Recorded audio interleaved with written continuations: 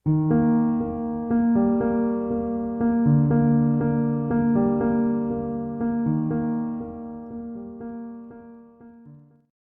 Friends, आज हम आपके लिए लेके आए हैं रीट स्पेशल टेस्ट 3। और हम आपको बता दें, माध्यमिक शिक्षा बोर्ड राजस्थान की 11th मनोविज्ञान की पुस्तक में तीसरे पाठ में और एनसीईआरटी 11वीं की मनोविज्ञान की बुक में भी तीसरा टॉपिक है। सेम टॉपिक है दोनों। हमने बारीकी से इनका एनालिसिस किया है और जितने महत्वपूर्ण प्रश्न बन सकते हैं वो सब हम आपके लिए लेके आए हैं।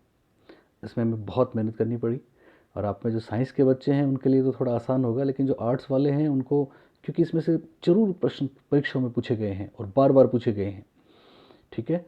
इंग्लिश के वर्ड्स यूज़ करने पड़ेंगे, उनका भी थोड़ा ध्यान रखना है। आर्ट्स के बच्चों को स्पेशली ये मेरा वीडियो 2 या 3 बार देखना है, ठीक है। शुरू करें उससे पहले मैं आपको बता दूं, यूट्यूब कम्युनिटी पे हमने आपसे 2 सवाल पूछे थे और आपके बहुत अच्छे जवाब आए। दोनों में आपने मोर देन 90% आंसर राइट दिए हैं, मुझे अच्छा लगा। उन दोनों की मैं बात करूंगा आज इस वीडियो के लास्ट में। उससे पहले हम ये काम करते हैं। अच्छा, एक चीज़ आपको और बता दूं, आपसे एक रिक्वेस्ट है मेरी कि चूँकि मेरे व्हाट्सअप पे बहुत से बच्चे सवाल पूछते रहते हैं ना, क्वेरीज़ हैं उनकी, नो डाउट। लेकिन अब आप सोचिए 5,000 10,000 बच्चे जब सवाल पूछेंगे तो मैं जवाब दे नहीं पाता हूँ। मैंने कोशिश की अब तक बहुत से, जहाँ तक संभव हो सका कि मैं आपकी जिज्ञासा को शांत करूं, लेकिन अब ये पॉसिबल नहीं होगा। इसलिए मेहरबानी करके आप मुझे व्हाट्सएप पे सवाल ना पूछें, क्योंकि आपने पूछा मैं जवाब नहीं दे पाता हूं तो फिर भी मुझे तकलीफ़ होती है ना। तो जो भी चीज़ होगी मुझे पता है, इवन आप पूछ भी लें मेरे से, कोई बात नहीं, पर मैं उनके जवाब जहाँ तक पॉसिबल हो मेरी इस सीरीज़ में देने की कोशिश करूँगा, ठीक है। तो चलिए शुरू करते हैं। आज का बहुत महत्वपूर्ण वीडियो है, बहुत ध्यान से, और शायद बार बार भी देखना पड़े तो देखना इसको, क्योंकि ये परीक्षा के लिहाज से बहुत ही महत्वपूर्ण है। चलिए, दरअसल आज का अपना टॉपिक है मानव व्यवहार का आधार, कि किस तरह से ह्यूमन बिहेवियर को हमारा ब्रेन इन्फ्लुएंस करता है और उसमें क्या क्या होता है। एक बहुत ही रहस्यमय चीज़ है हमारा मस्तिष्क। आज हम कोशिश करेंगे मस्तिष्क की परतों को समझें, ठीक है। तो शुरू करें। चलिए, पहला प्रश्न देखिए आप। पहला क्वेश्चन है, मानव मस्तिष्क का भार उसके शरीर के भार का कितने प्रतिशत होता है। 4 ऑप्शंस हैं। पहला है 2%, दूसरा है 2.35%, तीसरा है 2.80% और चौथा है 3%। तो बोले इसका सही जवाब। मेरे पुराने ऑफलाइन के बच्चे जानते होंगे, उनको हमने बताया हुआ है सही जवाब। ये परीक्षा में आ भी चुका है, बहुत महत्वपूर्ण है। तो इसका सही जवाब है, यानी हमारे मस्तिष्क का जो वेट है वो हमारे बॉडी वेट के प्रपोर्शन में कितना है। तो राइट आंसर है 2.35%, यानी 2.35% हमारे मस्तिष्क के भार को अगर हम हमारे शरीर के भार से अनुपात में तुलना करें तो होता है। मैं आपको बता दूं कि जिस प्रजाति के मस्तिष्क का भार जितना अधिक होगा वो उतनी ही उन्नत होगी। चूँकि हमारे मस्तिष्क का भार परसेंटेज में सबसे ज़्यादा है, इसलिए हम सबसे बुद्धिमान हैं। सबसे कम परसेंटेज में मस्तिष्क का भार है हाथी का, एलिफेंट का, जो 0.1 से 0.2 तक उसकी बॉडी वेट का होता है। तो एक तो ये फिगर आप याद रखेंगे, 2.35%। माध्यमिक शिक्षा बोर्ड में, एनसीईआरटी में, दोनों जगह है, इसलिए हो सकता है आपको परीक्षा में इससे प्रश्न पूछा जाए। 2.35%। और दूसरी यहाँ पे एक फिगर आप और याद रखना, अगर ये पूछ लें कि साहब हमारे मस्तिष्क का भार कितना है, ठीक है, तो जन्म लेते समय 350 ग्राम है, लेकिन वयस्क के मस्तिष्क का भार कितना है, तो एक फिगर याद रखना, 1.36 kg, यानी 1360 ग्राम।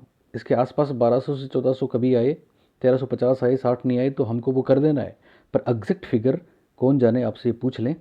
1.36 kg मतलब 1360 ग्राम हमारे मस्तिष्क का एग्जैक्ट वेट होता है, ठीक है। आज हम मस्तिष्क की बात करेंगे, इसलिए एक और बात मैं आपसे करना चाहूँगा। अगर आपसे कोई पूछ ले कि हमारे मस्तिष्क में कितनी तंत्रिका कोशिकाएं हैं, तो याद रखना हमारे मस्तिष्क में तंत्रिका कोशिकाएं हैं 1 ट्रिलियन। ट्रिलियन जानते हैं आप, यानी 1 खरब कोशिकाएं हैं 1 ट्रिलियन कोशिकाएं हैं। तो आप सोचिए कितना महत्वपूर्ण और कितना विशाल है हमारा मस्तिष्क। एक और बात यहाँ पे मैं आपको बता दूँ, मानव मस्तिष्क बाकी जो स्पेसीज हैं उनसे इस मामले में तो अलग है ही कि साहब परसेंटेज ज़्यादा है, वेट ज़्यादा है, बल्कि इस मामले में भी है कि साहब हमारे मस्तिष्क का एक भाग है जो हम पढ़ेंगे अभी, वो है सेरेब्रम, जिसको सेरेबल कोर्टेक्स भी बोलते हैं, हिंदी में उसको प्रमस्तिष्क बोलते हैं, प्रमस्तिष्क। तो हमारे मस्तिष्क का जो प्रमस्तिष्क भाग है, सेरेब्रल कोर्टेक्स जो पार्ट है, सेरिब्रम जो पार्ट है, वो सबसे बड़ा है। वो क्या है? सबसे बड़ा है। तो ये भी हमारे मस्तिष्क की एक विशेषता है। तो पहले प्रश्न में मैंने आपको 3 बातें बताई हैं। मस्तिष्क का भार अगर प्रतिशत में पूछें तो कितना बताएंगे? 2.35%। मस्तिष्क का एग्जैक्ट वेट पूछ लें अगर, तो आपको बताना 1.36 kg यानी 1360 ग्राम। और हमारे मस्तिष्क में कितनी तंत्रिका कोशिकाएं हैं? तो हम बोलेंगे 1 खरब या 1 ट्रिलियन। और हमारे मस्तिष्क का कौन सा भाग सबसे बड़ा है? तो हम बोलेंगे प्रमस्तिष्क या सेरिब्रम या फिर सेरेबल कॉर्टेक्स। तो ये पहला सवाल था। अब चलते हैं सवाल नंबर 2। ओके, और दूसरा प्रश्न देखिए आप। दूसरा प्रश्न है, सॉरी, ओके, अच्छा, कुछ लोग कहते हैं आवाज़ नहीं आती। तो देखो, कोई अपने पास सॉल्यूशन नहीं है इसका, कोई कोई वो चारा नहीं है। केवल एक ईयरफोन है सहारा, तो उससे आप सुने और बहुत शांत माहौल में सुने तो आपको सुनेगा। मैं अब इससे ज़्यादा बोल नहीं सकता ज़ोर से, ठीक है ना? प्लीज़ समझें इस बात को। ओके, तो क्वेश्चन नंबर 2, अग्र मस्तिष्क के कौन से भाग में, अग्र मस्तिष्क के कौन से भाग में उच्च संज्ञानात्मक प्रकार्य जैसे अवधान, प्रत्यक्षीकरण, भाषा, चिंतन, तर्क, स्मृति आदि होते हैं? 4 ऑप्शंस हैं। पहला ऑप्शन है हाइपोथैलेमस, दूसरा ऑप्शन है थैलेमस, तीसरा ऑप्शन है सेरेब्रल कॉर्टेक्स और चौथा ऑप्शन है सभी। तो ये जो सवाल है, यहाँ पे मैं आपको मस्तिष्क की संरचना, उसके कार्य, उसके बिहेवियर और बहुत सी बातें जो मुझे लगा कि इम्पोर्टेंट हैं वो सब मैं आपको एक साथ बताऊंगा।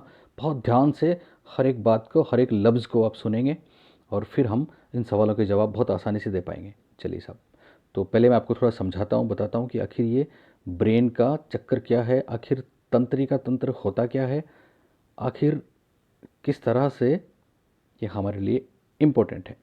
तो चलिए शुरू करते हैं। तो देखो, सबसे पहले मैं आपको बता दूं, हम बात करेंगे आज नर्वस सिस्टम की, हम बात करेंगे तंत्रिका तंत्र की। तो ध्यान देंगे, हमारा जो तंत्रिका तंत्र है, जिसको इंग्लिश में बोलते हैं नर्वस सिस्टम, नर्वस सिस्टम है वो 2 भागों में बटा है। कितने भागों में बटा है? 2 भागों में। पहला है केंद्रीय तंत्रिका तंत्र, जिसको बोलते हैं सेंट्रल नर्वस सिस्टम। पहला कौन सा है? केंद्रीय तंत्रिका तंत्र, जिसको बोलते हैं सेंट्रल नर्वस सिस्टम। और दूसरा है परिधीय तंत्रिका तंत्र, जिसको बोलते हैं पेरीफेरल। पहला है सेंट्रल नर्वस सिस्टम और दूसरा क्या हो जाएगा? पेरीफेरल नर्वस सिस्टम, यानी एक केंद्रीय, दूसरा परिधीय। ओके, अब केंद्रीय तंत्रिका तंत्र या सेंट्रल नर्वस सिस्टम में क्या होता है? तो ध्यान देंगे, यहाँ एक गलती हो सकती है आपसे। सेंट्रल नर्वस सिस्टम के 2 भाग होते हैं, एक तो ब्रेन, हमारा मस्तिष्क, और दूसरा स्पाइनल कोड। एक तो ब्रेन और दूसरा क्या है? Spinal cord. स्पाइनल कोड को हिंदी में क्या बोलते हैं? मेरुरज्जु। तो मस्तिष्क और मेरुरज्जु दोनों मिलके सेंट्रल नर्वस सिस्टम बनाते हैं।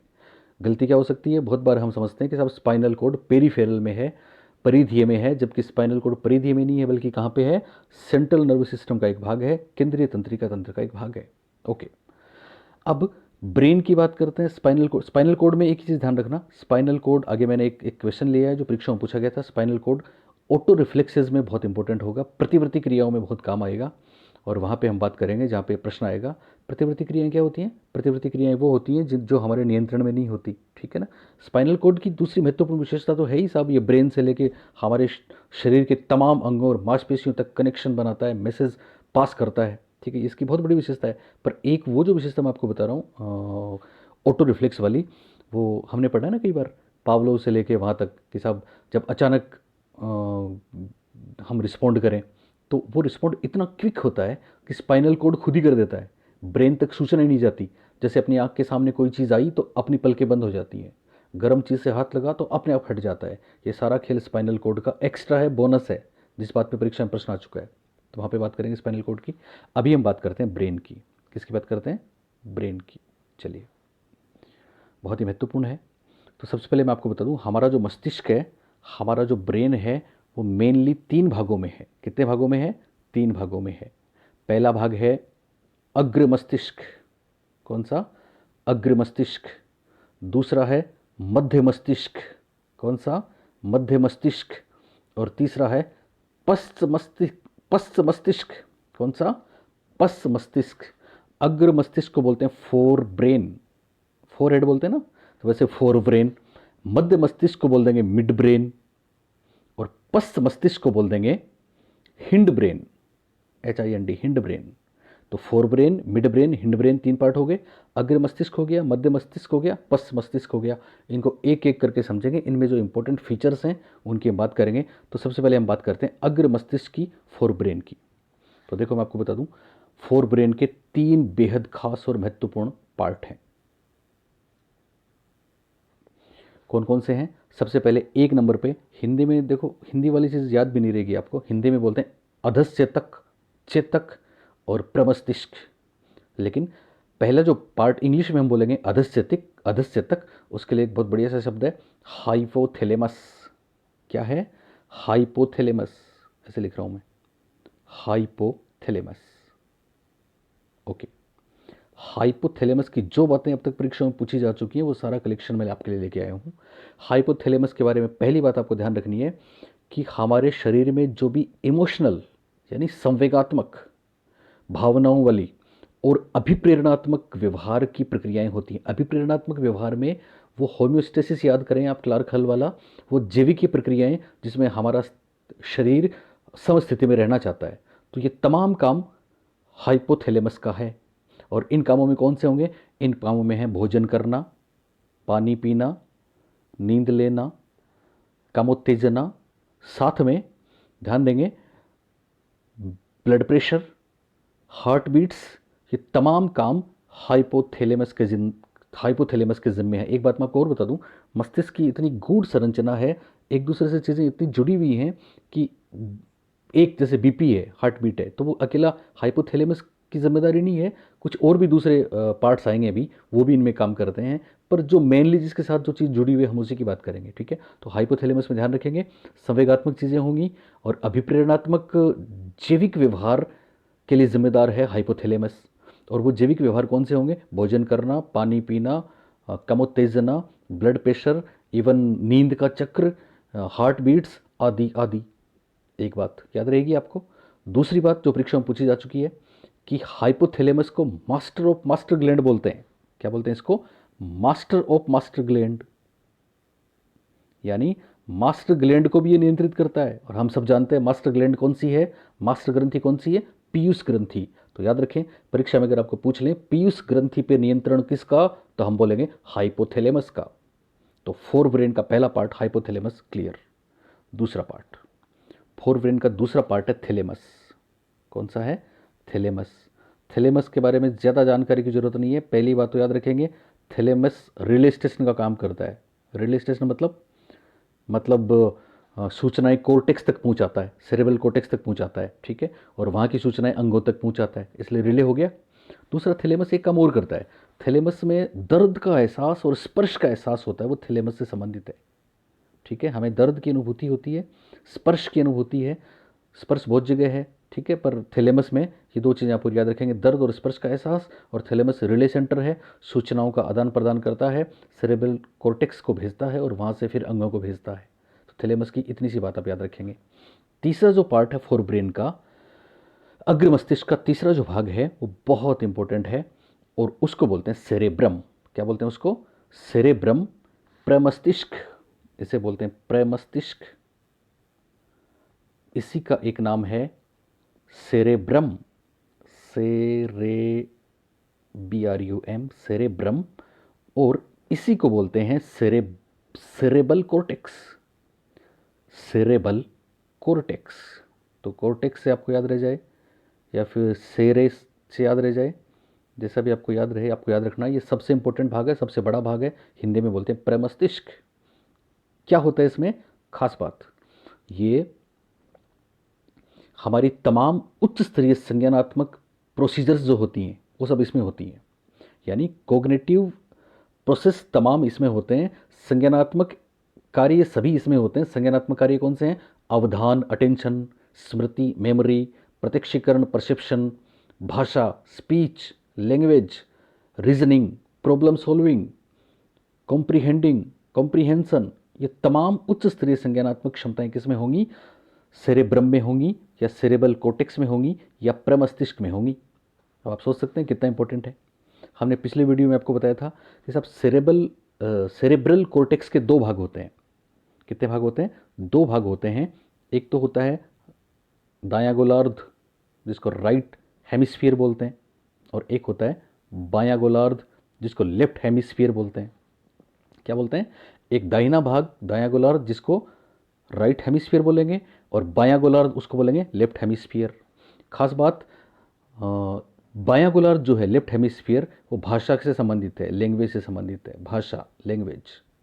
और राइट हेमिस्फीयर जो है वो स्पेशियल रिलेशंस से संबंधित है, इमेजेस बनाता है।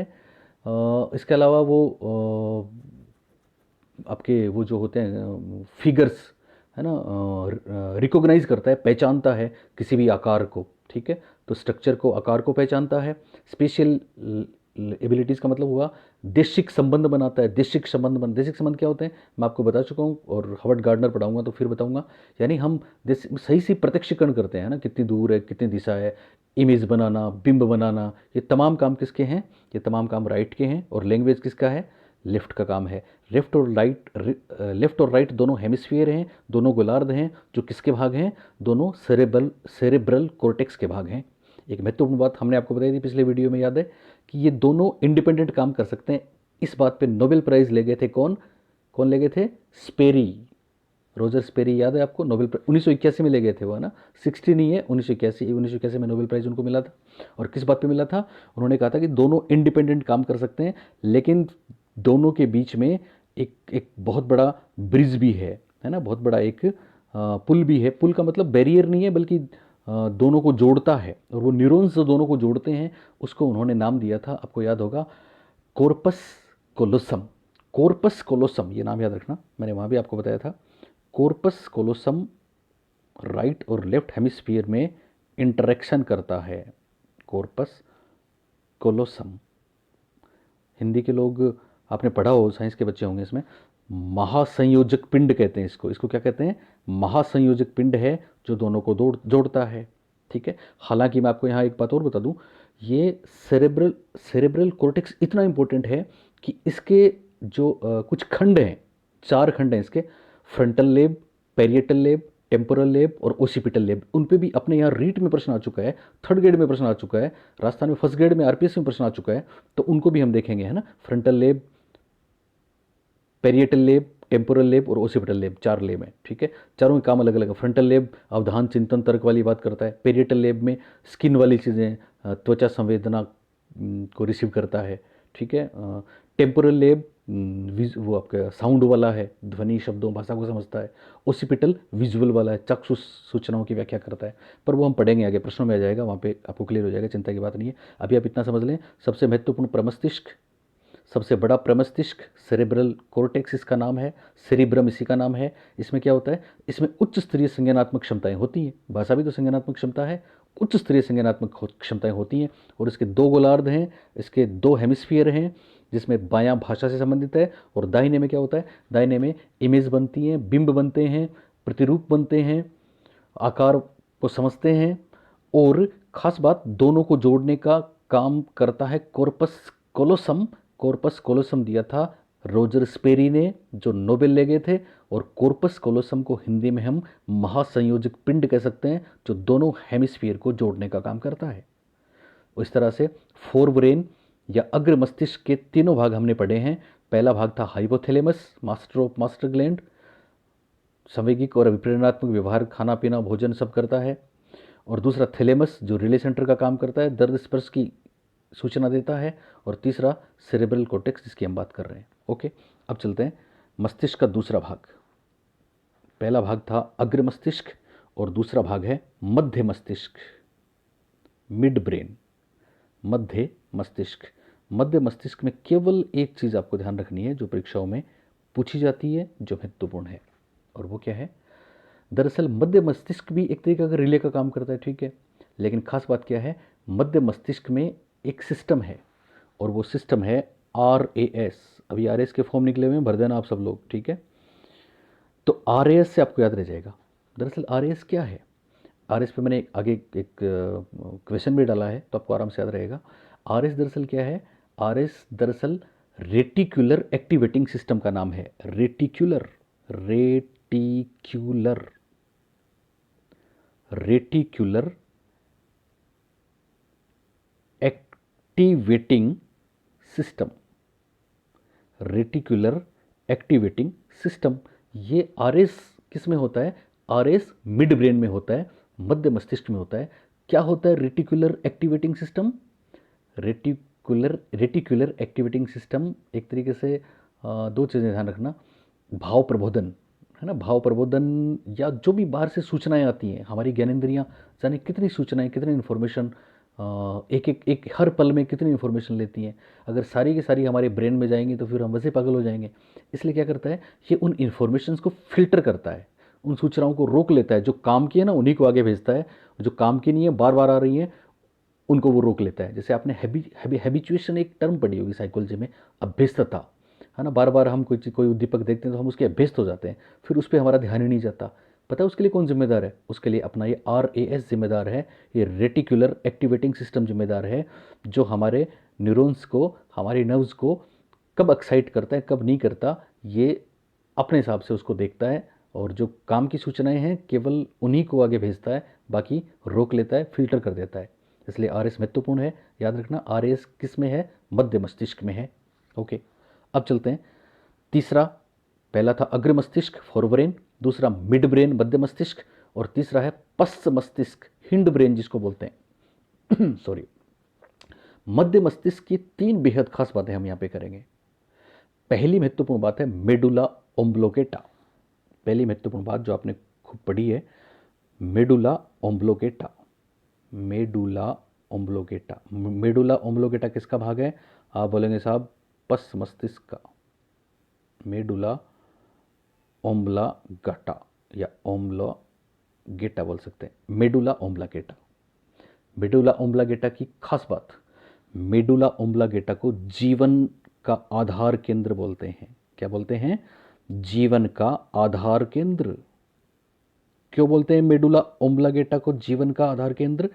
इसलिए बोलते हैं साहब कि ये जो जीवन चक्र को चलाने वाली चीज़ें हैं, मेनली दो चीज़ें याद रखना। एक तो है अपना रेस्पिरेटरी सिस्टम, एक कार्डियोवैक्सियल सिस्टम। रेस्पिरेटरी सिस्टम क्या है? रेस्पिरेटरी सिस्टम श्वसन वाला है ना। हमारा हमारा पूरा श्वसन तंत्र ये रेगुलेट करता है, ये कंट्रोल करता है। इसी तरह हृदय का तमाम काम, हार्ट बीट वाला, ये कंट्रोल करता है, ये रेगुलेट करता है। इसलिए इसको जीवन का आधार मानते हैं। याद रहेगी ये बात। मेडुला ओम्ब्लोगेटा जीवन का आधार केंद्र है, क्योंकि ये BP, हार्ट बीट्स, श्वसन को क्या करता है? नियंत्रित करता है। याद रहेगा? ओके। दूसरी बात, पश्च मस्तिष्क पढ़ रहे हैं हम, और पश्च मस्तिष्क की दूसरी बात है पोन्स। पोन्स पे प्रश्न आ चुका है परीक्षा में। पोन्स दरअसल सेतु, ठीक है ना, पोन्स सेतु। मोटे तौर पे पोन्स और सेतु का काम है फेशियल एक्सप्रेशन। हम चेहरे के जो हाव भाव देखते हैं ना, उसके लिए ये जिम्मेदार है, ये उत्तरदायी है। फेशियल एक्सप्रेशन, चेहरे के हाव भाव का संबंध किससे है? आप बोलेंगे साहब पोन्स से है, सेतु से है। और पोन्स क्या है? पोन्स पश्च मस्तिष्क का एक भाग है। हालांकि पोन्स इसके अलावा विजुअल और ऑडिटरी संवेदनाओं को भी रिसीव करता है और उन पे भी प्रोसेस करता है, लेकिन मेनली चेहरे के हाव भाव आप याद रखेंगे। याद रहेगा आपको? ओके। और अब है पश्च मस्तिष्क का तीसरा भाग, जिसको हम बोलते हैं, हमने आपको इस पे सवाल भी दिया है, जिसको हम बोलते हैं अनुमस्तिष्क। हिंदी में क्या बोलते हैं? अनुमस्तिष्क बोलते हैं, पर इंग्लिश वाले टर्म्स याद रखना। उससे मिलता जुलता है सेरेब्रल कॉर्टेक्स को हमने क्या बोला था? सेरेब्रम बोला था ना, सेरेब्रम। ये सेरेब्रम नहीं है, बल्कि ये है सेरेबेलम। ये है सेरेबेलम,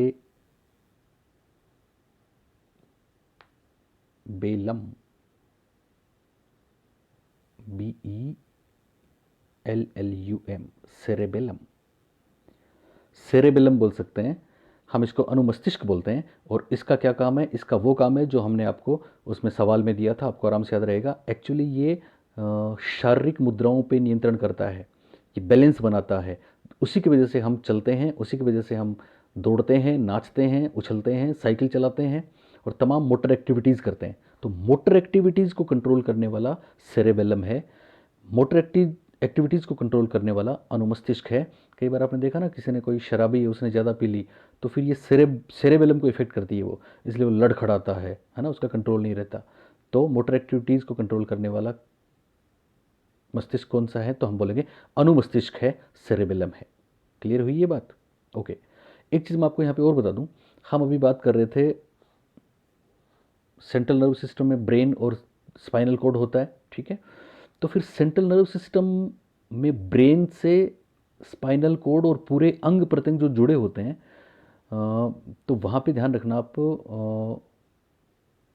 चलिए मैं प्रश्न बताऊंगा। एक था central nerve system, brain, spinal cord, और दूसरा था peripheral nerve system. Peripheral nerve system की थोड़ी सी एक बात मैं आपको बताऊंगा जो परीक्षा में आ चुकी है। पेरीफेरल नर्व सिस्टम, या हिंदी में क्या बोलेंगे उसको, परिधीय तंत्रिका तंत्र। परिधीय तंत्रिका तंत्र, परिधीय तंत्रिका तंत्र की खास बात, परिधीय तंत्रिका तंत्र दो भागों में विभाजित है। कितने भागों में? दो भागों में। पहला तो है सोमेटिक, पहला तो है सोमेटिक, और दूसरा है ऑटोनोमिक। इंग्लिश में पहला परिधीय तंत्र जो है, पेरीफेरल तंत्रिका तंत्र की बात कर रहे हैं, तो पहला तो है सोमेटिक नर्वस सिस्टम, दूसरा है ऑटोनोमिक। सोमेटिक शब्द आपने खूब सुना होगा साइकोलॉजी में, सिमेंटिक, सोमेटिक, ये शब्द बहुत महत्वपूर्ण है। सोमेटिक का मतलब होता है देहिक या कायिक, एक शब्द है, हाँ, कायिक तंत्रिका तंत्र। ये क्या है? कायिक तंत्रिका तंत्र। और ऑटोनोमिक है स्वायत्त तंत्रिका तंत्र। ये क्या है? स्वायत्त तंत्रिका तंत्र। कायिक तंत्रिका तंत्र में दो प्रकार की नर्व्स होती हैं और उन पर परीक्षा में प्रश्न आ चुका है। एक तो वो जो ब्रेन तक सूचनाएं ले जाती हैं, जो दिमाग तक सूचनाएं ले जाती हैं, और एक वो जो ब्रेन से अंग प्रत्यंग में या मांसपेशियों की तरफ सूचनाएं लाती हैं। तो जो ब्रेन की तरफ सूचनाएं ले जाती हैं उनको बोलते हैं सेंसरी नर्व्स। क्या बोलते हैं उनको? Sensory nerves. बहुत आराम से आप याद रख सकते हो। यानी हमारे जो 5 सेंस हैं, 5 ज्ञानेंद्रिय हैं, वो सूचनाएं इकट्ठी करते हैं ना, तो उनको जो भी सूचनाएं मिलती हैं वो दिमाग को पहुंचाते हैं, उनको बोलते हैं सेंसरी नर्व, सेंसरी नर्व्स। और फिर दिमाग हमारे अंग प्रत्यंग में, मांसपेशियों में, इंटरनल ऑर्गन्स में जो इन्फॉर्मेशन देता है, वो जो लाती है उसको बोलते हैं मोटर नर्व्स, मोटर। तो याद रखेंगे, सेंसरी नर्व कौन सी, सेंसरी नर्व्स कौन सी होती हैं? सेंसरी नर्व्स वो होती हैं जो दिमाग तक सूचनाएं पहुंचाती हैं, ज्ञानेंद्रियों द्वारा अर्जित सूचनाओं को, ठीक है। और मोटर नर्व कौन सी होती हैं? मोटर नर्व वो होती हैं जो दिमाग से हमारे शरीर के विभिन्न अंगों तक सूचनाएं पहुंचाती हैं। हिंदी में ध्यान रखना, हिंदी में सेंसरी नर्व को बोलेंगे एक शब्द अभिवाही। क्या बोलेंगे? अभिवाही तंत्रिकाएं। ये अभिवाही तंत्रिकाएं हैं, अभिवाही, जो ब्रेन की तरफ जाती हैं। और ब्रेन से जो इधर आती हैं वो क्या हो जाएंगी? वो अपवाही तंत्रिकाएं हो जाएंगी, अपवाही। तो याद रखना, अगर ऐसा परीक्षा में प्रश्न पूछ लें आपको कि साहब सेंसर्स की इंफॉर्मेशन या फिर ज्ञानेंद्रियों की सूचनाएं ब्रेन तक पहुंचाने वाली नर्व्स कौन सी हैं, तो आप बोलेंगे साहब वो हैं सेंसरी नर्व्स। और ब्रेन से हमारे बॉडी पार्ट्स की तरफ सूचनाएं या निर्देश लाने वाली तंत्रिकाएं कौन सी हैं, तो आप बोलेंगे वो हैं मोटर नर्व्स, जिनको बोलेंगे अपवाही, और सेंसरी नर्व्स को बोलेंगे अभिवाही। ये बात याद रहेगी? ओके। ये हम बात कर रहे हैं सोमेटिक नर्व सिस्टम की, कायिक तंत्रिका तंत्र की। और कायिक तंत्रिका तंत्र या सोमेटिक नर्व सिस्टम किसका भाग है?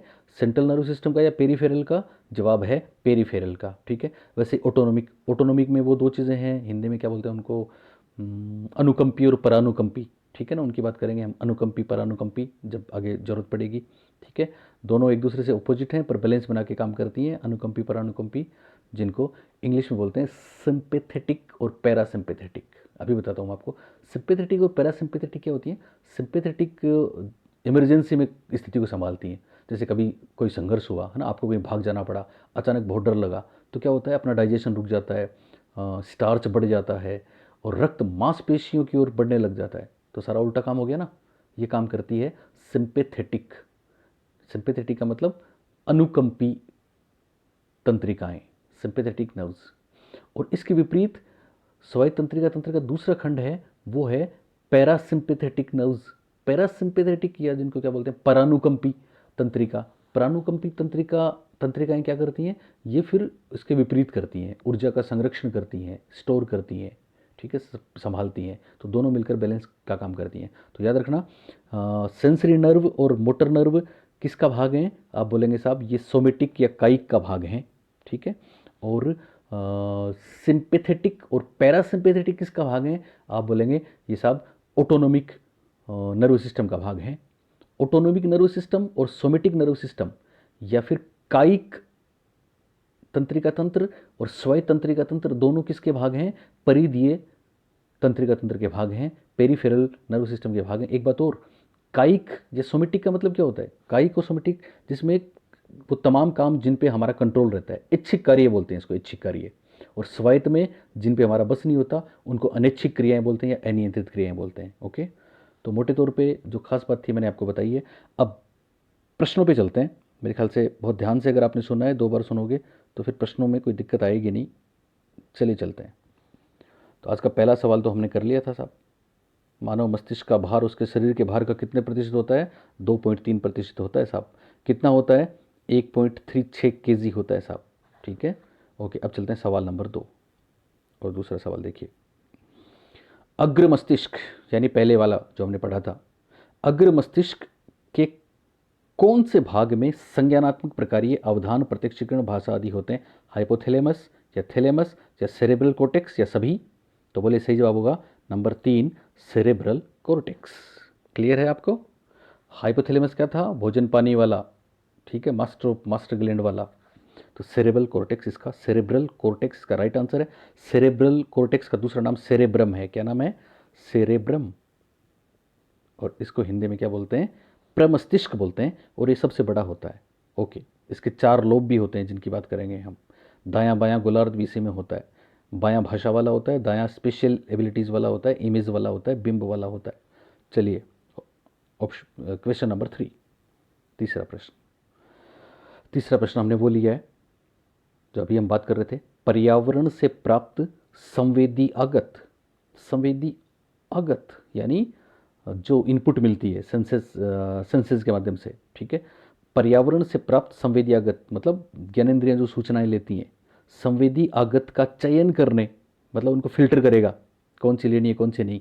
संवेदी आगत का चयन करने तथा भाव प्रबोधन के लिए उत्तरदायी रेगुलेट रेटिकुलर, माफ करें, reticular activating system, RAS, reticular activating system, RAS याद रखना। RAS मस्तिष्क के किस भाग में है, बोलिए, फोर ब्रेन में है, मिड ब्रेन में है, या हिंड ब्रेन में है, या स्पाइनल कॉर्ड में है। तो जवाब है मध्य मस्तिष्क में है साहब। अभी हम बात कर रहे थे मिड ब्रेन में है। मिड ब्रेन में क्या है, RAS। और RAS क्या है, रेटिकुलर एक्टिवेटिंग सिस्टम है। वो क्या करता है, वो सूचनाओं का चयन करता है, किसको आगे भेजना है किसको आगे नहीं भेजना है, कौन सी काम की है कौन सी बेकार है। ओके, सवाल नंबर 4, चौथा प्रश्न। चौथा प्रश्न है, भोजन करना, पानी पीना, सोना, तापमान नियमन आदि क्रियाओं का नियंत्रण मस्तिष्क के किस भाग द्वारा किया जाता है, सेतु, पोन्स। मस्तिष्क के किस भाग द्वारा किया जाता है, सेतु, पोन्स, या अनुमस्तिष्क, या हाइपोथैलेमस, या फिर थैलेमस। बताइए, भोजन करना, पानी पीना, सोना, तापमान नियमन, ये सब किसका काम है, हाइपोथैलेमस का काम है। हाइपोथैलेमस जिसको हिंदी में बोलते हैं अधश्चेतक। क्या बोलेंगे, अधश्चेतक। थैलेमस को बोलेंगे चेतक। क्लियर है आपको। ओके, तो हाइपोथैलेमस इसका राइट आंसर है। सवाल नंबर 5, पांचवा प्रश्न। अभी हमने आपको बताया था, याद आ रहा है, प्रतिवर्ती क्रियाओं का नियंत्रण किसके द्वारा किया जाता है। प्रतिवर्ती क्रियाएं, ऑटो रिफ्लेक्सेस, जिन पे ज़्यादा नियंत्रण इसलिए नियंत्रण नहीं होता क्योंकि ब्रेन का इसमें लोड कम होता है। प्रतिवर्ती क्रियाओं का नियंत्रण किसके द्वारा किया जाता है? 4 ऑप्शन है। पहला है चालक तंत्रिका द्वारा, मोटर नर्व्स। दूसरा संवेदी तंत्रिका तंत्र द्वारा, सेंसरी नर्व्स है ये, ठीक है। और तीसरा अनुकंपी तंत्रिका तंत्र, सिंपैथेटिक नर्व्स। चौथा केंद्रीय तंत्रिका तंत्र, सेंट्रल नर्वस सिस्टम। पूछा गया प्रश्न है अपने यहाँ रीट में, आरटेट में पूछा गया प्रश्न है, ठीक है ना। प्रतिवर्ती क्रियाओं का नियंत्रण किसके द्वारा होता है? तो याद करें, हमने आपको बताया था प्रतिवर्ती क्रियाओं पर नियंत्रण कौन करता है? जवाब है स्पाइनल कोड। स्पाइनल कोड करता है साहब। अब स्पाइनल कोड तो ऑप्शन में है नहीं। स्पाइनल कोड किसका भाग है बोलिए? पेरिफेरल नर्व सिस्टम का है या सेंट्रल नर्व सिस्टम का? जवाब है सेंट्रल नर्व सिस्टम का है। परिधीय तंत्रिका तंत्र का है कि केंद्रीय का? जवाब है केंद्रीय तंत्रिका तंत्र का है। तो इसका जवाब हो जाएगा केंद्रीय तंत्रिका तंत्र द्वारा। प्रतिवर्ती क्रियाओं का नियंत्रण कौन करता है? केंद्रीय तंत्रिका तंत्र करता है, क्योंकि स्पाइनल कोड करता है। ओके, अब इस प्रश्न में देखिए आप, पहला ऑप्शन है मोटर नर्व्स। याद है मोटर नर्व्स? मोटर नर्व्स क्या थी? मोटर नर्व्स ब्रेन से शरीर के पार्ट्स तक सूचनाएं और निर्देश पहुंचाती थी। मस्तिष्क के आदेश, ऑर्डर कहाँ पहुंचाती हैं? बॉडी के पार्ट्स की तरफ पहुंचाती हैं। वो कौन सी है? Motor nerves. और सेंसरी नर्व्स कौन सी हैं? सेंसरी नर्व्स वो हैं जो ज्ञानेंद्रियों से प्राप्त सूचनाओं को, सेंसेस से प्राप्त इंफॉर्मेशन को ब्रेन तक ले जाती हैं। खास बात, मोटर नर्व्स और सेंसरी नर्व्स दोनों किसका हिस्सा हैं? दोनों किसका हिस्सा हैं बोलिए? दोनों दरअसल सोमेटिक नर्व सिस्टम का हिस्सा हैं। दोनों परिधीय तंत्रिका तंत्र का एक भाग है, कायिक तंत्रिका तंत्र, जिसमें ऐच्छिक कार्य होते हैं, जो हमारे नियंत्रण में होता है, उसका भाग है। लेकिन अनुकंपी तंत्रिका तंत्र, सिंपैथेटिक नर्व्स किसका हिस्सा है? ये ऑटोनोमिक या स्वायत्त तंत्रिका तंत्र का हिस्सा है, जिसमें एक सिंपैथेटिक है, दूसरी पैरासिम्पैथेटिक है। ये संकट काल के समय काम करती है, ठीक है, दोनों एक दूसरे से मिलकर काम करती हैं। तो यहाँ पे ध्यान देंगे, प्रतिवर्ती क्रियाओं का नियंत्रण स्पाइनल कोड है, जो ऑप्शन में नहीं है, इसलिए राइट आंसर हो गया सेंट्रल नर्वस सिस्टम। अपने यहाँ राजस्थान में आरटेट में या रीट में पूछा गया प्रश्न है। ओके, चालक और संवेदी तंत्रिका तंत्र, ये दोनों क्या हैं? संवेदी तो मस्तिष्क तक सूचनाएं पहुंचाती है, और चालक मस्तिष्क से अंग प्रत्यंग की तरफ सूचनाएं पहुंचाती हैं। और ये दोनों के दोनों सोमेटिक नर्व सिस्टम या कायिक तंत्रिका तंत्र का भाग हैं। और अनुकंपी तंत्रिका तंत्र या सिंपैथेटिक नर्व किसका भाग है? ये ऑटोनोमिक या फिर स्वायत्त तंत्रिका तंत्र का भाग है। क्लियर है आपको? चलिए सवाल नंबर 6, और बहुत शानदार प्रश्न है 6 नंबर पे, एनसीईआरटी में बाकायदा दिया हुआ है, तो परीक्षा के लिहाज से बहुत महत्वपूर्ण है, ठीक है। जॉन बेरी के परासंस्कृति, इस पर बहुत से प्रश्न आए, आप याद करें। ये पृथक्करण आपने देखा है कितनी बार?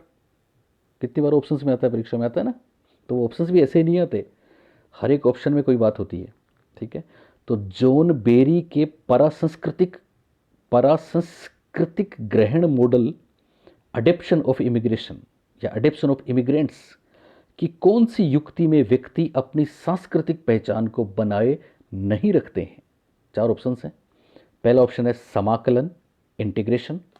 दूसरा ऑप्शन है आत्मसातकरण, एसिमिलेशन। तीसरा ऑप्शन है पृथक्करण, सेपरेशन या सेग्रेशन। चौथा ऑप्शन है सीमांतकरण, मार्जिनलाइजेशन। बहुत बड़ी बात। तो देखो ये क्या है, मैं आपको बताता हूँ। एक विद्वान हुए जिनका नाम है जॉन डब्ल्यू बेरी। क्या नाम है इनका? इनका नाम है जॉन डब्ल्यू बेरी। बेरी साहब ने क्या किया? बहुत बड़ा काम किया। दरअसल बेरी साहब 2 कामों के लिए जाने जाते हैं। एक तो ecological and cultural influences on behaviour के लिए जाने जाते हैं, यानी व्यवहार पर वातावरण और संस्कृति का क्या प्रभाव पड़ता है, इसके लिए प्रसिद्ध है। व्यवहार पर वातावरण और संस्कृति का प्रभाव, कल्चरल इन्फ्लुएंस ऑन बिहेवियर या इकोलॉजिकल इन्फ्लुएंस ऑन बिहेवियर, इसके लिए जाने जाते हैं। और दूसरा इनका जो काम है वो हमने यहाँ पे लिखा है अडेप्टेशन ऑफ इमिग्रेंट्स। इस इमिग्रेंट्स नाम सुना है कभी आपने? आपके घर में कोई अगर फॉरेन जा रहे हो तो कहते हैं इमिग्रेशन क्लियर करवाते हैं। अप्रवासी है ना, है ना। इंग्लैंड में कोई यहाँ के आदमी गए तो वहाँ के लिए अप्रवासी हैं। इंडिया में कोई विदेशी आते हैं तो वो इमिग्रेंट्स होते हैं, वो अप्रवासी होते हैं। तो होता है ना ऐसा। सामाजिकरण एक टॉपिक है दरअसल, इसी तीसरे यूनिट में है, सोशलाइजेशन। तो उसमें ये बेहद महत्वपूर्ण बात दी गई है जो परीक्षाओं में अक्सर पूछी जाती है। तो एक्चुअली सामाजिकरण में क्या होता है, एक सामाजिकरण का एक ये भी तो जरिया है कि हम कहीं दूर देश चले जाएं, प्रदेश चले जाएं, जाते हैं ना, तो जब हम दूसरी संस्कृति में जाते हैं, दूसरे देश में जाते हैं, दूसरे समाज में, दूसरी जगह जाते हैं, तो हम अपने आप को किस तरह से वहाँ ढाल पाते हैं, इस पे उन्होंने शोध किया और बहुत शानदार काम किया। कौन थे ये थे जॉन डब्ल्यू बेरी। और इन्होंने इसकी 4 युक्तियां बताई हैं साहब। कितनी युक्तियां बताई हैं? 4, और चारों यहाँ पे ऑप्शंस में हैं। क्या मतलब इस बात का? वापस सुने आप। परा संस्कृति ग्रहण मॉडल, यानी दूसरी संस्कृति को हम कैसे अडोप्ट करते हैं, ठीक है ना। तो उसके लिए 4 युक्तियां इन्होंने बताई हैं। जब आपने देखा ना, बहुत से लोग जब विदेश चले जाते हैं, या फिर कोई दूसरे देश के लोग हमारे यहाँ पे आके रहते हैं, या दूसरी जगह के लोग रहते हैं, तो या तो एकदम घुल मिल जाते हैं, हम कहते हैं ना, पता नहीं लगा एकदम अंग्रेज बन के आ गया वापस, बोलते हैं ना।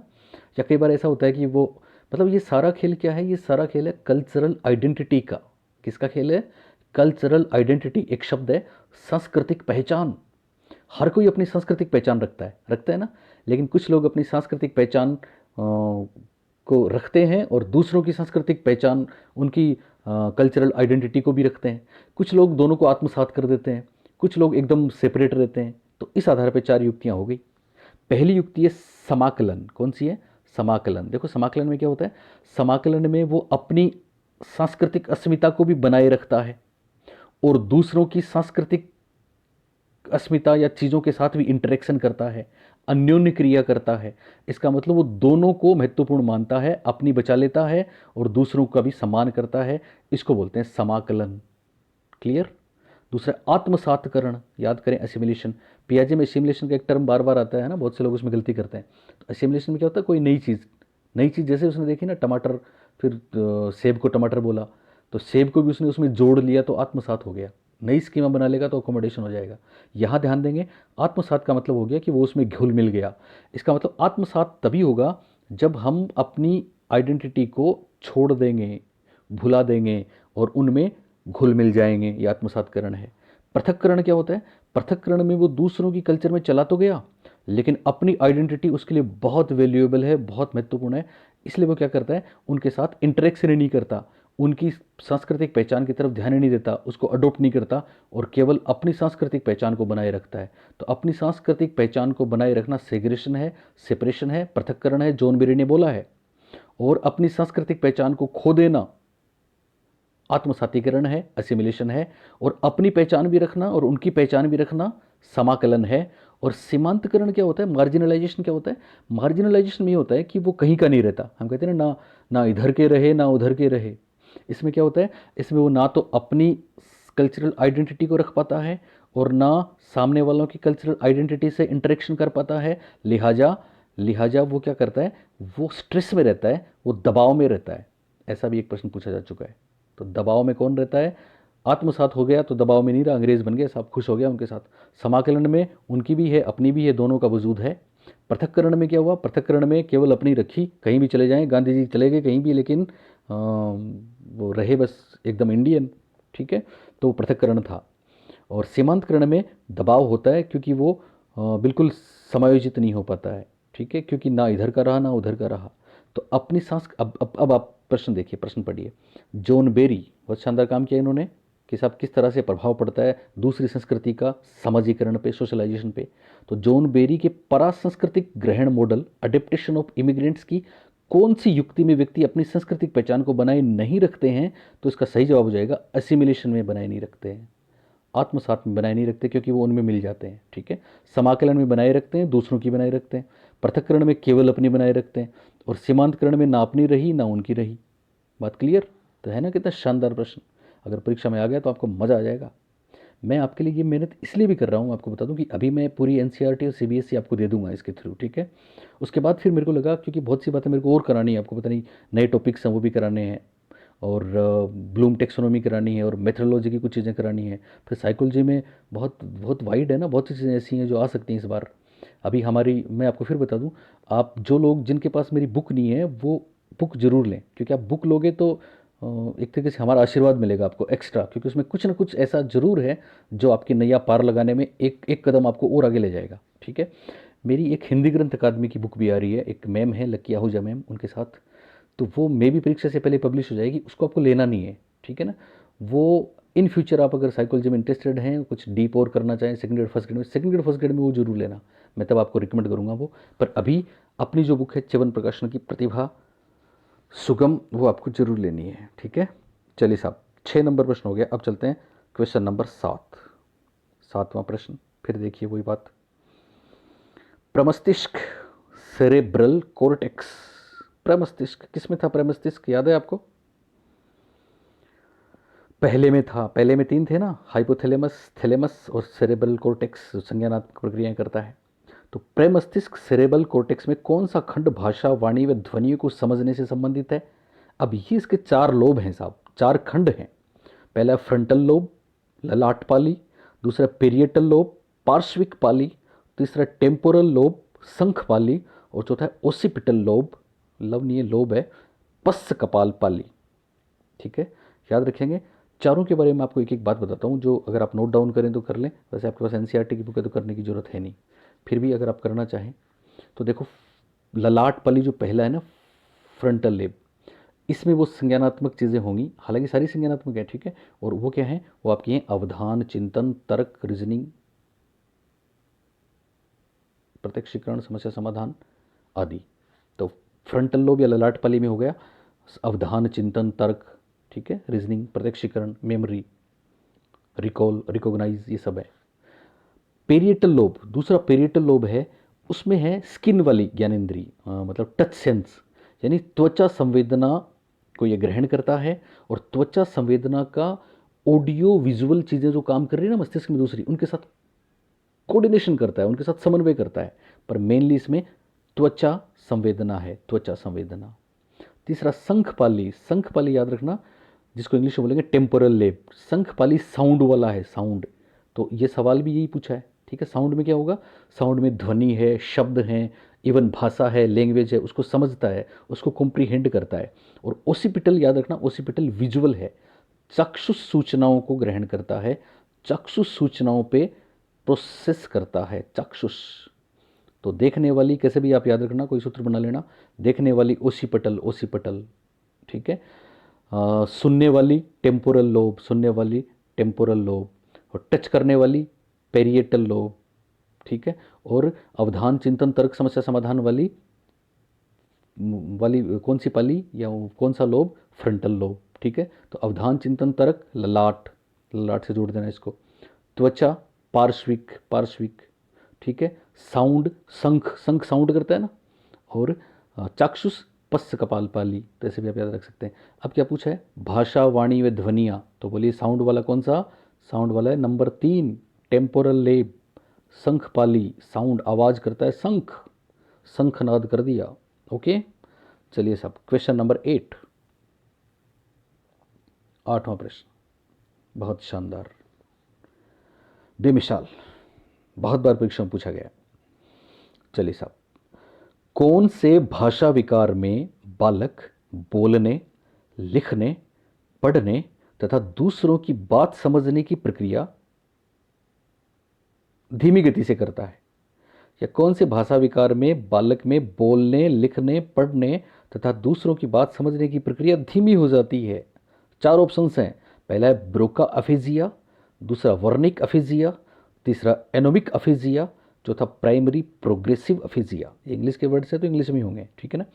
अफेजिया शब्द सुनते ही आपको लगा होगा अफेजिया क्या है। कभी अफेसिया पढ़ते हैं, कभी अफेजिया पढ़ते हैं, कभी डिस्फेजिया पढ़ते हैं, डिस्फेसिया पढ़ते हैं। मोटे तौर पे याद रखना, ये भाषा विकार है, यानी भाषा की कठिनाई है साहब। अब भाषा की कठिनाई बोलने, लिखने, सुनने, समझने सारी होती है, ठीक है। तो अफेसिया एक विकार है। और दरअसल 4 चीज़ें यहाँ पे मैं आपको बताता हूँ, चारों काफ़ी महत्वपूर्ण है, ठीक है। सबसे पहली बात देखें आप, सबसे पहले है ब्रोका अफेसिया। तो आपको याद होगा, हमने आपको इससे पहले भी बताया था, एक विद्वान हुए हैं जिनके नाम से ब्रोका, वर्निक भी विद्वान हुए और ब्रोका भी विद्वान हुए, दोनों के नाम से ये काम हुए हैं, ठीक है। तो क्या है दरअसल ये 4 अफेजिया, इसका मतलब ये चारों के चारों क्या हैं? चारों के चारों ये डिसऑर्डर हैं, कमियां हैं। सबसे पहले बात करते हैं ब्रोका अफेजिया, ब्रोका अफेजिया। तो ध्यान देंगे, ब्रोका अफेजिया में क्या होता है? ब्रोका अफेजिया में भाषा के सेंटेंस नहीं बनते, यानी बालक सेंटेंस नहीं बना सकता, वो फ्रेजेस को गायब कर देता है। वो समझता तो है कि मेरे को क्या बोलना है, वो समझता है क्या बोलना है, लेकिन वो बोल नहीं पाता, क्योंकि वो बहुत से फ्रेज, मतलब उसके लिए फ्रेज बोलना मुश्किल है, उसके लिए दो शब्दों का जोड़ करना मुश्किल है, इसलिए वो अपनी बात एक्सप्रेस नहीं कर पाता। हालांकि वो समझता है, क्या करता है, वो समझता है, लेकिन वो बोल नहीं पाता, एक्सप्रेस नहीं कर पाता। इसलिए क्या होता है, इसलिए वो फ्रस्ट्रेट हो जाता है, क्योंकि मेन चीज़ इसकी है, उससे सेंटेंस नहीं बनते। ब्रोका में क्या होता है, सेंटेंस नहीं बनते। एक विद्वान हुए पॉल ब्रोका, उन्होंने इस चीज़ की खोज की थी, इसलिए उनके नाम से ये ब्रोकाज एरिया कहलाता है, या ब्रोकाज एफेजिया कहलाता है, ठीक है। और ये कहाँ होता है, ध्यान देंगे, ये होता है फ्रंटल लेब के लेफ्ट में। ब्रोका कहाँ होता है, फ्रंटल लेब के लेफ्ट में होता है। किसके लेफ्ट में होता है, फ्रंटल लेब के। अफेजिया और वर्निक और ब्रोका में एक ही फर्क है, ठीक है। ब्रोका तो होता है फ्रंटल लेब में, फ्रंटल, फ्रंटल ऐसे याद रख लेना, फ्रंटल लेब में। और वर्निक्स होता है आपके टेम्पोरल लेब में। वर्निक्स किस में होता है, टेम्पोरल लेब में। ये दोनों ही भाषा की एफिजियाँ हैं, भाषा की कठिनाइयाँ हैं। फ्रंटल लेब में तो कौन सा होगा, ब्रोका होगा, और टेम्पोरल लेब में कौन सा होगा, वर्निक्स होगा। एक तो ये ध्यान रखेंगे, दोनों लेफ्ट साइड में है, ठीक है। टेम्पोरल बैक लेफ्ट में है ये, ठीक है, पर दोनों लेफ्ट साइड में, याद रखना। वर्निक भी एक न्यूरोलॉजिस्ट हुए हैं, ठीक है, उनके नाम से ये है। और ब्रोका भी एक विद्वान हुए हैं, डॉक्टर हुए हैं। ये फ्रेंच सर्जन थे, ब्रोका फ्रेंच सर्जन थे, जिनके नाम से उन्होंने पहली बार खोजा था, ठीक है। ये पुरानी बातें 1861 और 1874 की बातें हैं, पर फिर ईयर में फिर आप कहोगे सर वो भूल गए, तो वो that is not important. Important ये है कि साहब ब्रोकाफेजिया क्या होता है। ब्रोकाफेजिया में बच्चा सेंटेंस नहीं बना सकता, या व्यक्ति सेंटेंस नहीं बना सकता, फलस्वरूप अपनी चीज़ एक्सप्रेस नहीं कर पाता, क्योंकि वो मुश्किल से कुछ शब्द ही बोल पाता है। इसलिए एक्सप्रेसिव प्रॉब्लम है ये, एक्सप्रेसिव। हालांकि वो समझता है कि मेरे को क्या बोलना है, लेकिन चूंकि सेंटेंस नहीं बनता, इसलिए उसको दिक्कत आती है। तो याद रहेगा, ब्रोका, खास बात, लेफ्ट होता है कि राइट होता है, तो हम बोलेंगे लेफ्ट। ब्रोका वर्निक, ब्रोकाफेजिया वर्निकाफेजिया दोनों लेफ्ट साइड में होते हैं। अगर बहुत गहराई से पूछ लें आपको, तो याद रखना, ब्रोकाफेजिया फ्रंटल से संबंधित है, फ्रंटल लोब से संबंधित है, और वर्निकाफेजिया टेम्पोरल लोब से संबंधित है। ये दोनों बातें आपको वैसे भी याद रह जाएंगी, ठीक है ना।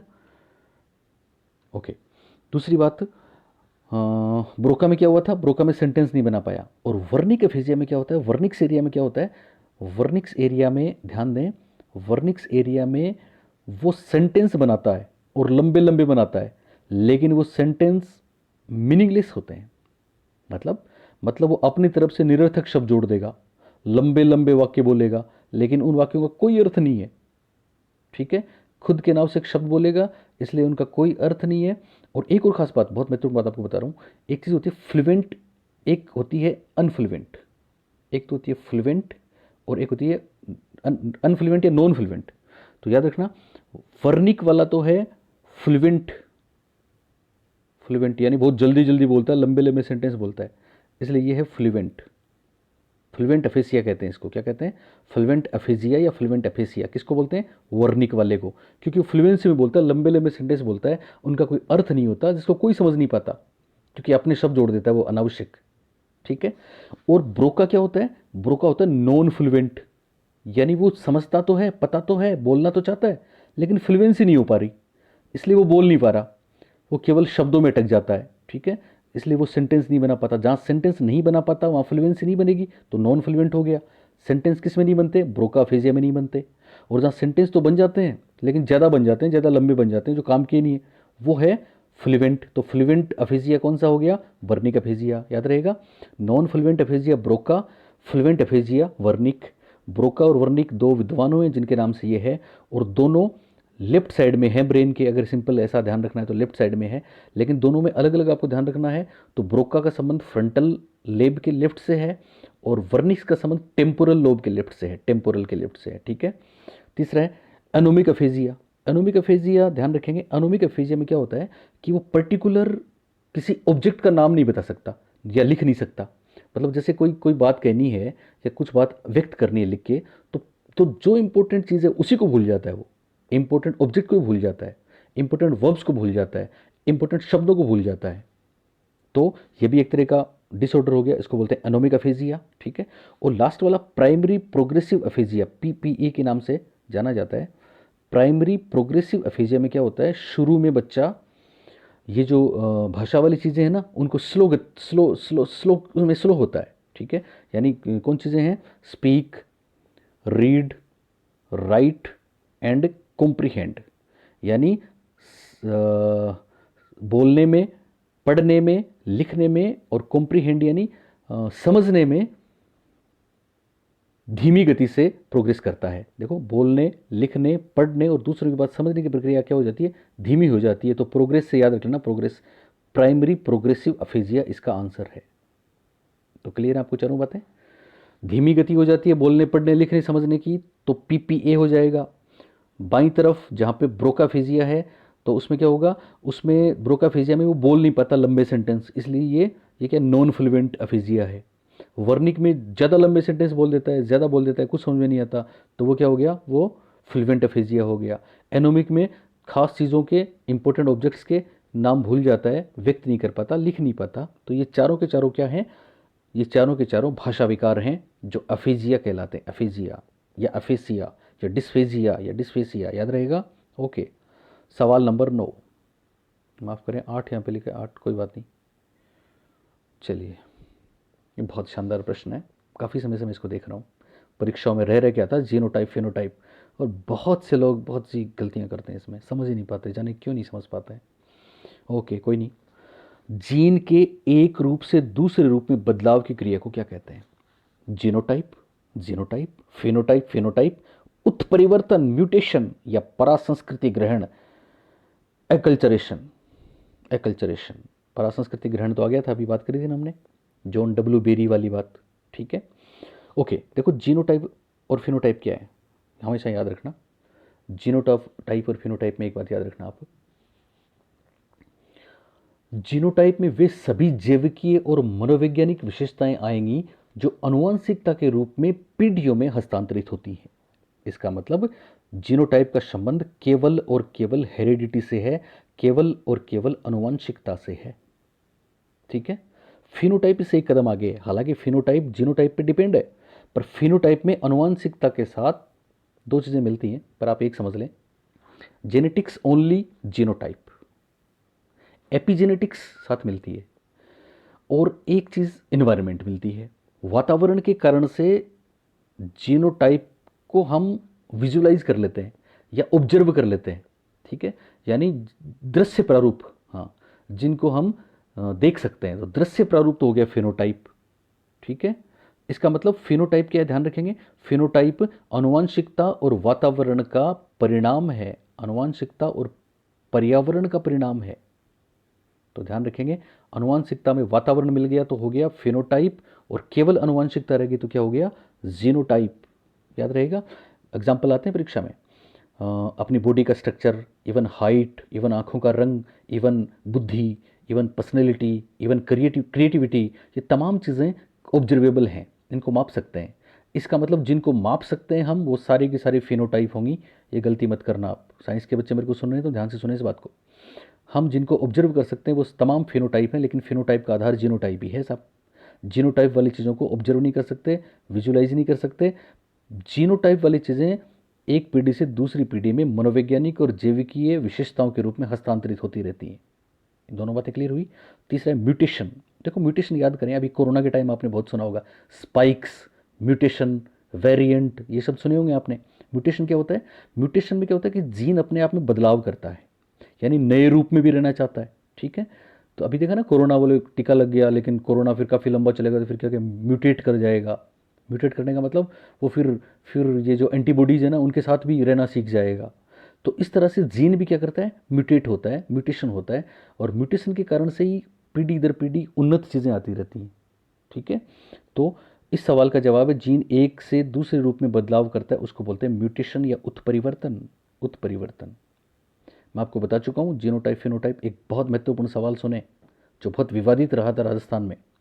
उसमें पूछा गया था कि निम्न में किसका निर्धारण केवल और केवल आनुवंशिकता के आधार पर किया जाता है। एक ऑप्शन था बुद्धि, तो बहुत से बच्चे बुद्धि करके आए क्योंकि उन्होंने यही पढ़ा था कि साहब बुद्धि पर वातावरण का प्रभाव नहीं पड़ता, जबकि आपको पता है ना बुद्धि पर वातावरण का प्रभाव पड़ता है। हमने फ्लिन इफेक्ट आपको बताया था, याद है?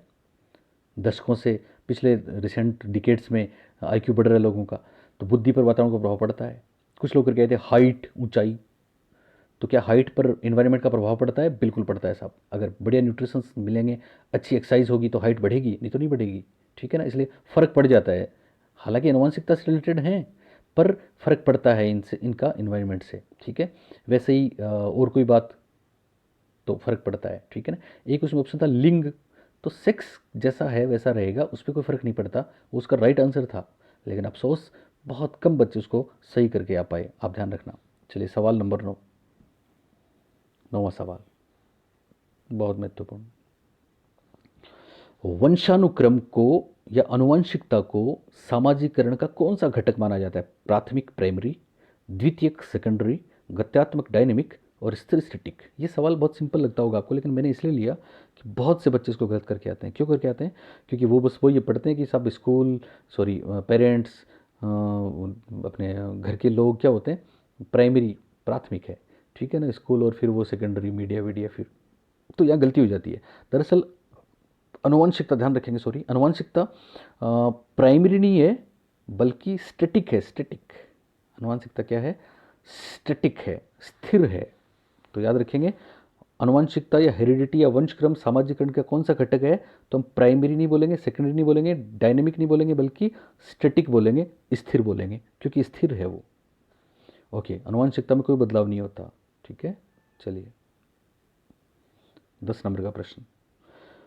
ये प्रश्न भी मैंने इसलिए लिया है कि अपने यहाँ पे रीट में, सी टेट में, फर्स्ट ग्रेड में कई जगह पूछा गया और बच्चे इसको समझ ही नहीं पाए। ठीक है, आप देखिए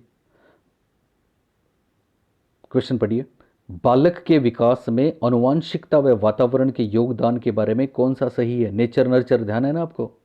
नेचर नर्चर, नेचर तो है आनुवांशिकता, और नर्चर क्या है? वातावरण है, प्रकृति, पोषण, विवाद।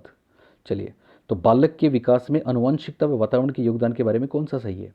ठीक है, पहला ऑप्शन है समवयस्कों और पितृके का योगदान योगात्मक नहीं होता।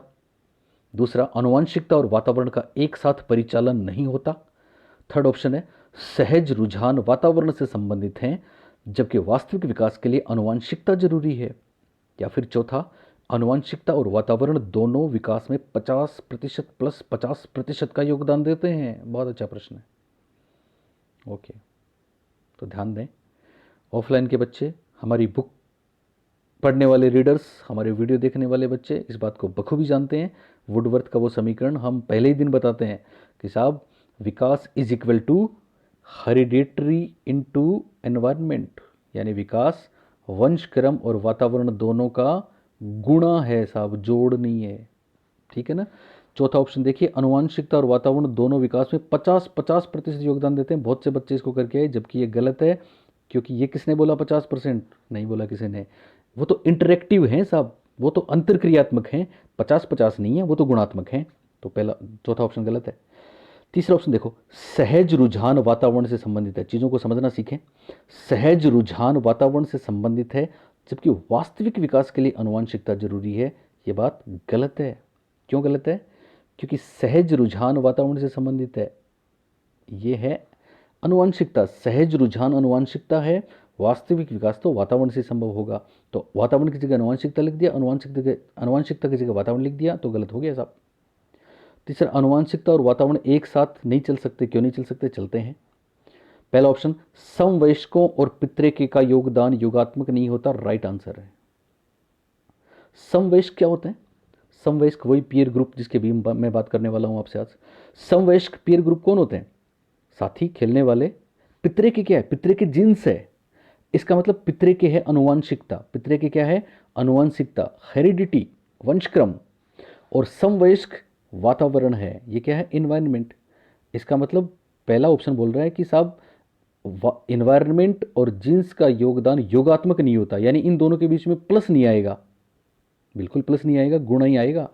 इसका मतलब ये राइट आंसर है। बात समझ में आई आपको? चलिए सवाल नंबर 11, 11 नंबर का देखिए।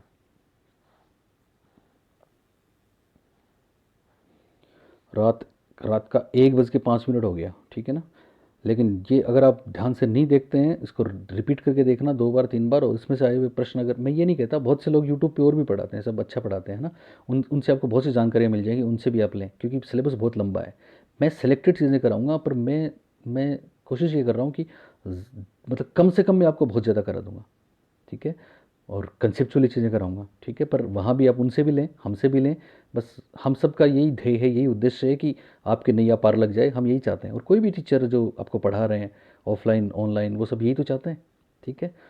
चलिए साहब, 11 नंबर का प्रश्न देखिए। शारीरिक मुद्रा, ये हमने यूट्यूब पे दिया था। शारीरिक मुद्रा एवं संतुलन बनाए रखना, जिससे हम साइकिल चलाना, नाचना, चलना आदि क्रियाएं कर सकते हैं, मस्तिष्क के कौन से भाग से संबंधित है?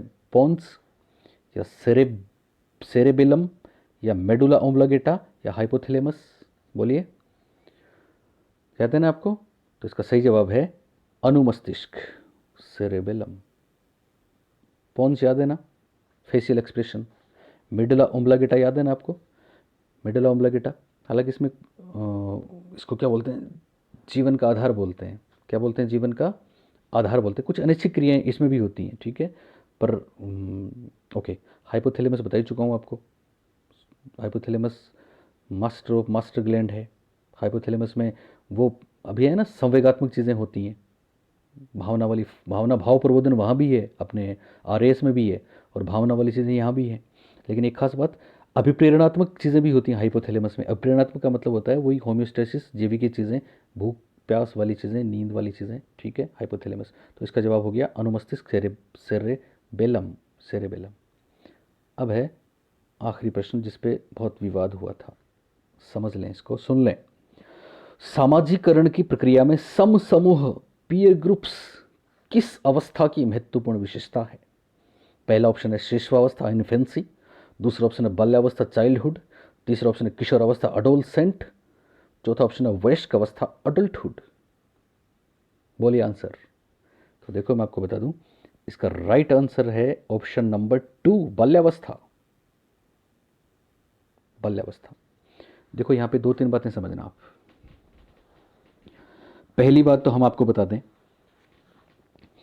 कि बहुत से लोग किशोरावस्था भी बता रहे हैं, ठीक है, बता रहे हैं, कोई बात नहीं। पिछले वीडियो में हमने भी आपको एक बात बताई थी कि साहब जहाँ कुछ एक्स्ट्रा जोड़ दें तो किशोरावस्था कर देना, क्योंकि ये इतना इतना बारीक पर्दा है। मैं आपको बताऊँ, बाल्यावस्था, शिशुअवस्था, किशोरावस्था में, और फिर एग्जामिनर का नॉलेज, एग्जामिनर का की ज़िद, या उसका उसका मूड, या उसका और जो भी है, हम बहुत बार गलत आंसर भी परीक्षा में देखते हैं।